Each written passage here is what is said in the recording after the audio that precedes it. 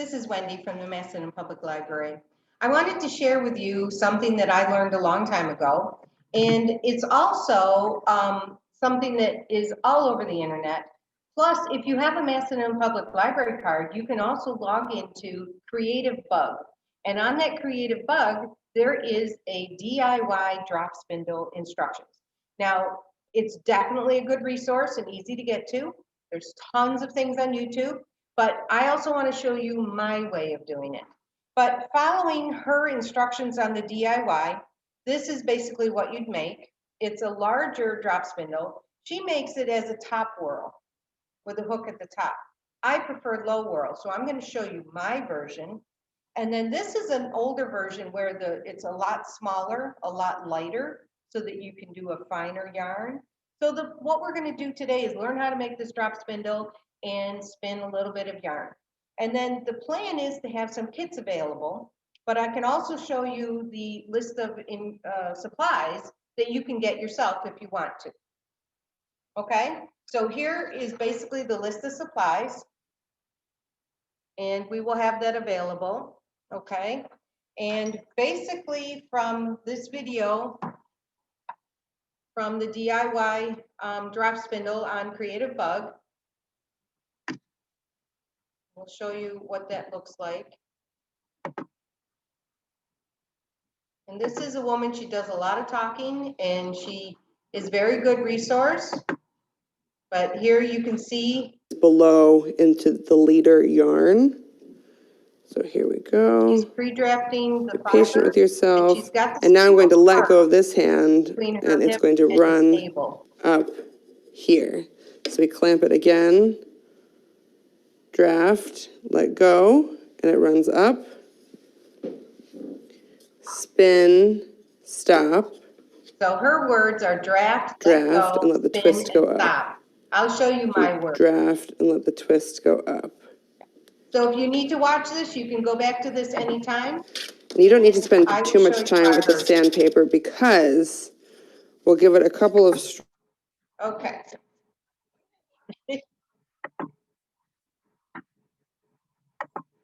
All righty, so here we go.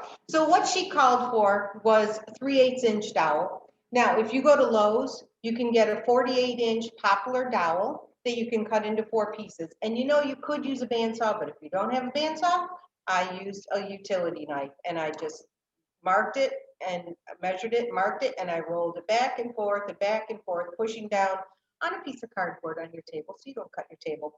And I rolled it back and forth until it got pretty close to the center, and then it just snaps just a little bit. Now, you can use sandpaper, like a fine grit sandpaper. That would definitely be nice. If you don't have a fine grit sandpaper, wax paper works too. So you can get a piece of wax paper. So everybody usually has wax paper in their house. So you can just go over this a little bit, and just that wax helps to smooth down the wood a little bit so that your fiber doesn't stick, because if the fiber sticks, it's going to make it a little more frustrating. Okay, all right, so you can do this a little bit more. Now, the other thing I like to do is I like to use the utility knife and make a little bit more of a point. Now, if you've got a pencil sharpener that would handle that, you could do that too, but just shave this off very carefully or have somebody do that for you. All right, so we have our 12-inch, 3/8 inch dowel. Now, the next thing is a hook. So you can buy a box of these screw eyes, okay? Now, these are the bigger ones. These are 1/4 of an inch in the eye and like 3/8 inch long. If you're doing a finer spindle, you can also get the much smaller ones. Now, these don't really say what size they are, but so like this was part of an old drop spindle, and that had the smaller one. And if you notice, I didn't try to open it up. I more twisted it so it looked a little bit like a corkscrew. Okay, so I'm going to show you that in just a second here. All right, so our hook, like I said, I want to show you how to do this little corkscrew, and it's not easy. So it takes like 2 pliers, okay? 1 plier to hold the hook pretty tight. Now, if I do get some kits together, like is the plan, I will already bend these for you because this can be kind of tough with these thicker ones. So especially I have some hooked ones, I like these. And you can go in there and you can really twist that open, okay? So that you've got an opening there and it's a little bit like a corkscrew.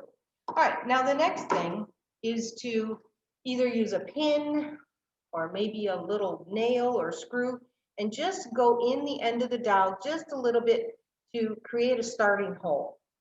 And then you can start with your hook and put it there. Try to get it in the center as much as possible.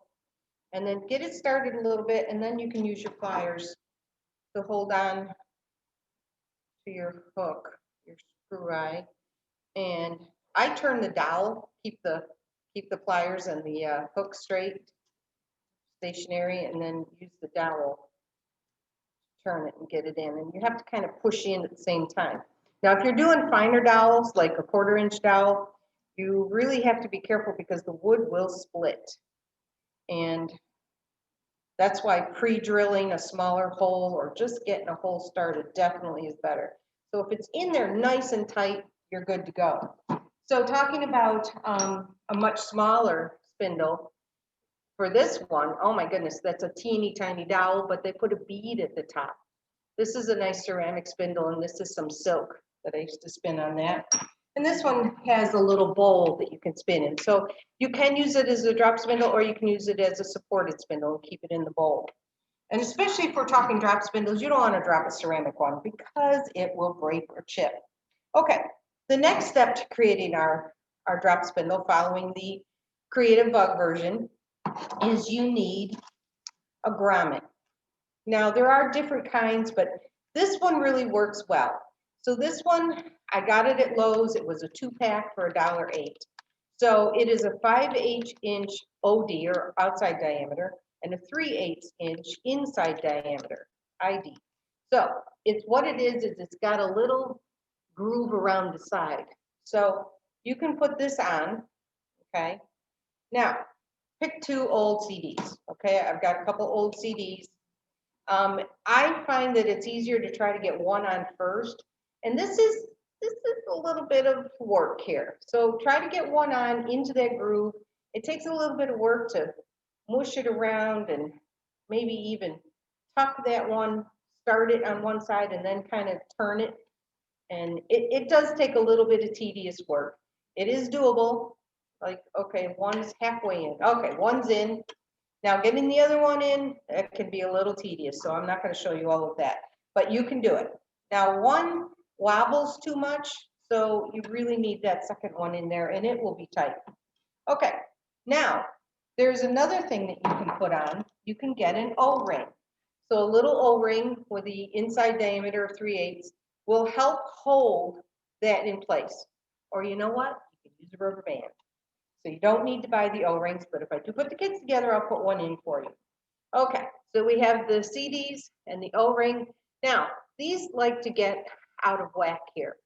So if you spin this horizontally a little bit, you can see it is a little out of whack. So you can turn it a little bit and tip it until you think it's a little bit lined up.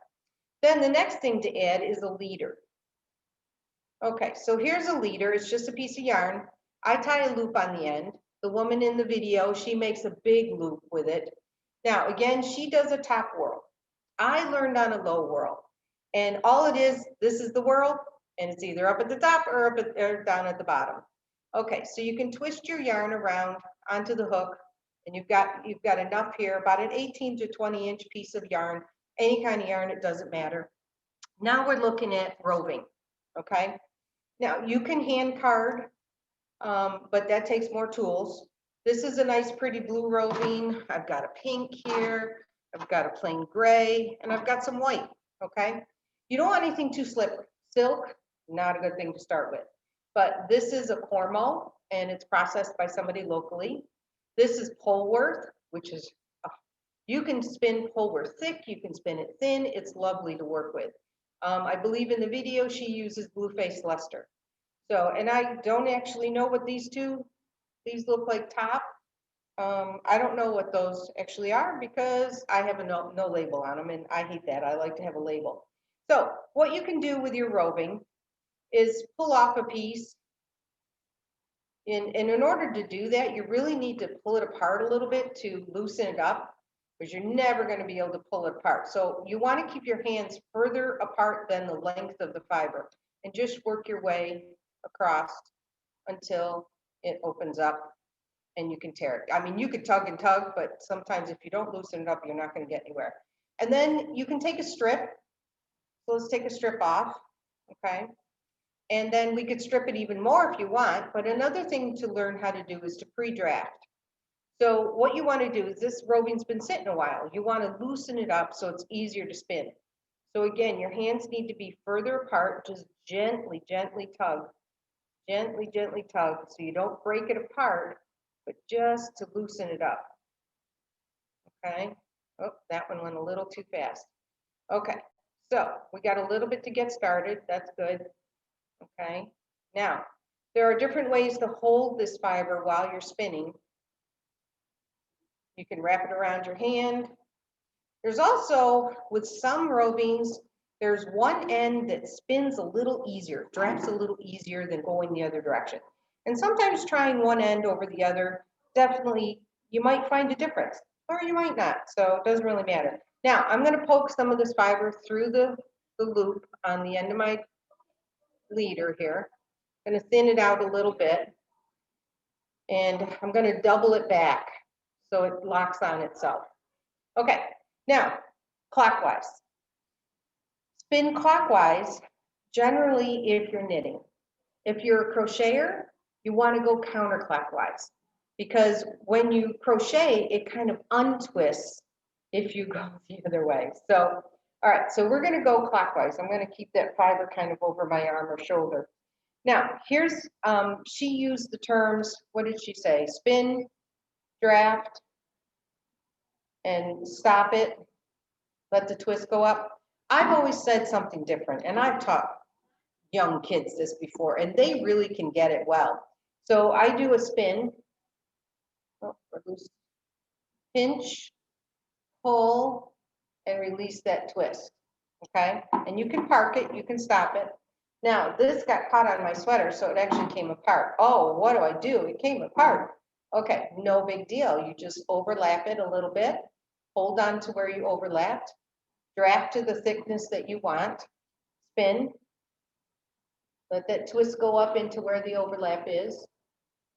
Now it's not spinning very fast right now, and it is wobbling a little bit because that CD is just never really going to sit perfect. Okay, so we got a little wobble, we got a little spin.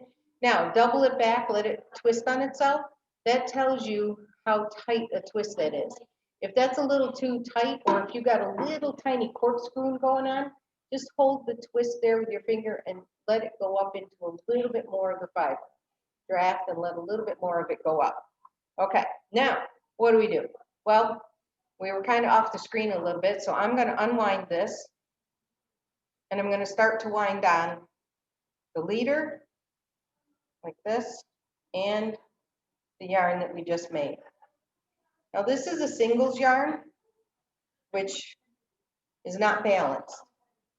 There's different ways to balance it if you want, but generally you want to ply. And the woman in the video plies and shows you how to ply so that you can have a 2-ply yarn that is more balanced. So you can use her video for that. Okay, so I'm giving a little bit more twist, stop, and wind down. Okay, so just a little quick review. After we wind down what we spun here, loop it in your hook a couple times. All right, so the main steps here is draft a little bit. Okay, I'm going to pinch it. I'm going to spin. I'm going to pinch, pull, and release that twist up. Pinch, pull, release that twist up. Now my spindle stops spinning. You can park it on the table, or you just spin it again. Pinch, pull, and release that twist. Oops, got a little thin there, and that's okay. Pinch, pull, and release. Make sure your spindle is still spinning. If not, give it another good twist. Okay? Pinch, pull, and release. Now, if you don't want to hurt your shoulders, using a supported spindle is a good thing. And you can do this with this too, and that's why I like the point on it. So if I get this little dish, and I'm going to set the spindle in the dish, and then you don't even need a hook, but I'm going to just let it sit in the dish, and it'll kind of keep spinning because of that point. Still need to keep checking it. Pinch, pull, and release. Pinch, pull, and release. Okay, so you've got the basics. Again, there are so many resources out there on YouTube, and there is the DIY drop spindle on the Creative Bug, and I hopefully will have some kits made. So I will, let you know or call and let us know if you're interested in a kit. And again, I know this probably is going to show up backwards, but this is the supply list, and we can also have this available for you as well.